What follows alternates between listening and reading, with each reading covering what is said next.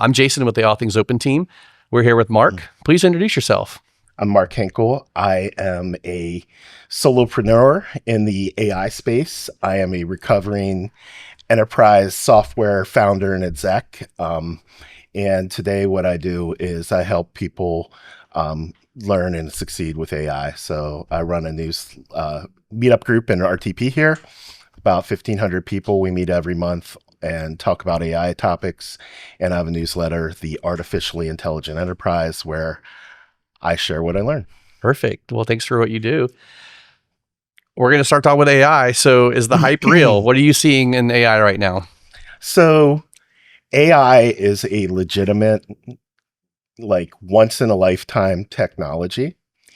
But the question was, is the hype real? And so I think that we started out, and when ChatGPT came about, it's probably, if you go back in history, think about the first time that someone sent a transatlantic telegram in seconds rather than days. Like, that's a big deal, and people were astounded. But after a while, you realize the limitations were you can only send in Morse code. There isn't a one-to-many relationship. It's one-to-one. There were limitations. Yeah. And that's where we are with AI. So, ChatGPT was probably the spark that started the AI hype. And there's a lot of really good use cases, but the use cases today are not anywhere near the promise of tomorrow. And mainly it's because what we do today is we are able to go through massive amounts of data and sort and understand it. But what we're not able to do with AI is make really good decisions. So that's the limiting factor. So we can say to AI, read all the Fortune 1000 annual reports and give me a trend. But if we were looking for something unique or to draw an insight, it's probably not going to be as good. Or take action, like create a trading platform without having a lot of specific input into that algorithm. Got it. So if we talk about the hype curve, where is AI on the hype curve, and can it break the hype curve? That's a hard one. I mean, everything we look, every news story, everything we see on social media, it's AI. I'm guilty of that as well. But I think, what you got to look at today is what are those things that have a high degree of time consumption and a low degree of judgment. So let's just think about rationalizing, balancing a checkbook or a ledger. That's a pretty well-defined use case. You could do that with AI. Writing a summary of a long report, that's a really good use case. Analyzing all the feedback for a company's Yelp reviews and understanding if it's overall positive or negative. Those are really good use cases. Oh, very interesting. Yeah. So that's the kind of thing that today it's good at, and it's getting better. But the whole thing is that if you want to have an interactive experience, it's still, unless the use case is narrow, it's not going to be great at it. Got it. Well, with all this AI in the news, how would someone new to AI get started? What's a simple thing they can do to just dip their toes in the water to try it out and make a decision for themselves? Yeah. So I think the one thing about AI is never have we had such a good amount of information and education available for free on the internet. So there's a lot of bad information as well, but there's tons of really good. IBM has a great course. Coursera has a number of free courses. The reviews are pretty good. Google has courses. So, I think it's a two-pronged approach. Is one, if you have no idea where to start, I think you can look for some of these free resources, and then you can put that into practice. ChatGPT is free now. It's very powerful. It's probably the most powerful tool that you could have as a desktop productivity worker in history, and it's as close as a browser. Awesome. Cool. Do you have a favorite AI tool or one that the ATO community should be aware of? I have a lot. Okay, well, let's just dip the surface. We'll just the number one thing that I think helps me is there's this. it's a skill, and people talked a lot about prompt engineering, and Right.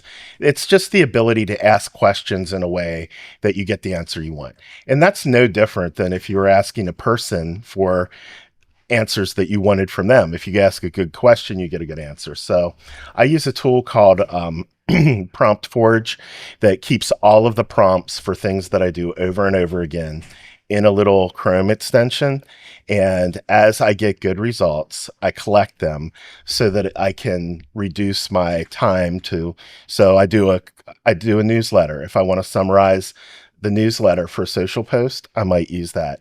If I want to read a report, I have a prompt for that. So that's probably one of the things that is people don't know is there. I mean, you could use a Word document or Notion, or there's other tools for that. But I think that's probably, as soon as you start using AI, the next thing you're like, I want to replicate those results, and I don't want everything to be a science project. And that's how you Yeah. do it.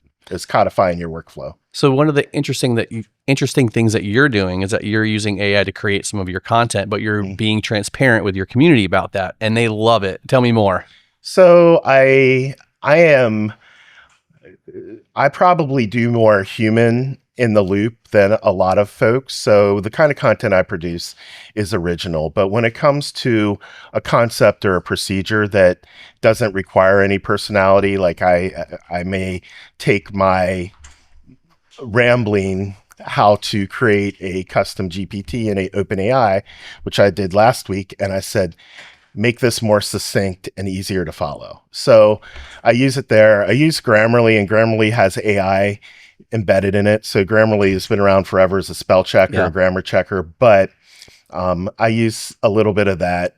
I use it to analyze trends, and I think of it as sort of a copy editor. I'm always the final editor, and that's why I said the term is human in the loop. You always want to have human in the loop, especially if you're presenting a message on your behalf. I think it's disingenuous to do it otherwise, but I use AI a lot to synthesize information and make it more digestible. So usually I'm long-winded, as you might have guessed, and it's a good way to cut down, especially in a written word. Like, you want to get information across as effectively as possible. And part of that's brevity. And I think that's where it helps a lot.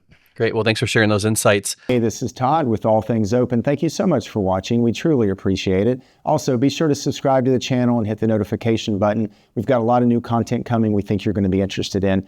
One final favor, be sure to go to allthingsopen.org, allthingsopen.org to see everything that we do. Back to the video. Where can people learn more? You mentioned some resources earlier to just get started with all this. So I publish every week the AIenterprise.io, and I try and have an actionable tip. I try and point to resources there. So classes, every week I point to AI tools that I like and I endorse, and then I try and explain a concept that's more difficult. I personally like LinkedIn. I think there's a lot of good content in there, and I think I like LinkedIn because I get to see who's providing that content, like your professionals. Allie K. Miller is the leading voice in LinkedIn. She's the former Watson X and AI product manager at Amazon, and she's a great one to follow. But I think there's a lot of good, and LinkedIn Learning's a great resource as well. Perfect. We danced around this topic a little bit, but I want to ask, how important is open source in this generative AI world that we're living in? Now you're opening a can of worms. I think it's really important. And I think that there is a trend where the term open source has been co-opted. So it's in AI, and it goes across the gamut, but the core piece of technology that is interesting is the large language model, and the way that's licensed is so Meta, and I'm calling them out because they call theirs open source, and they have become very permissive with their license, but it is still not open source. And there's a little bit of liability if you believe it's going to be open source and you've given them your birth date, your employer, your email, you've agreed to certain restrictions. So I think it's not just the license. So an open source license from the Open Source Initiative, one of those licenses. There's also this idea of weights and means, and that's our weights and biases, and that's the parameters. It's the configuration of the model. So Right. if you want to have open source, you want to be able to replicate the original author and then alter that. You need to know what those weights are for that. And then the third thing is you may not have all the data, but you want to be transparent on what data that model was trained on. So if it's open data sets on the internet, as a lot of the vision models have, it's one thing, but you would want to know that if you're taking this work product, that it hasn't violated someone's IP. Yeah. And that transparency is really important. And we see it's been coming out all the time that, Adobe trained their models that they said was on their catalog on Mid-Journey generated images, which may not have violated any trademarks or copyright, but it may have, it broke the trust of people, like what else might be in there. And so those three things are really important for open source and AI, is knowing, having a real open source license. Zuckerberg needs to brush up on that. Having really good understanding of the way it's configured, and those weights, and then that data. That's the checklist. I think is table stakes. That's a great checklist. Thanks for sharing that with us. Save the best for last. Any tips or best practices for anyone in the ATO community looking to get started with AI, or any tools that they should look into? Yeah, I think that you should look at the things in your daily work that are very time consuming, are not sensitive, that have some kind of, maybe errors aren't,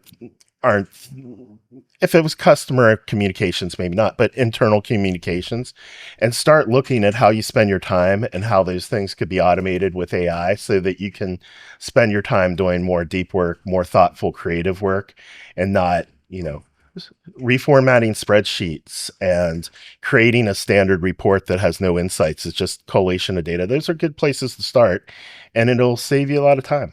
Awesome. Well, thank you for your time today, Mark. We really appreciate it. And I look forward to getting your newsletter soon. Thanks. Good to be here. All right. Thanks, Jason.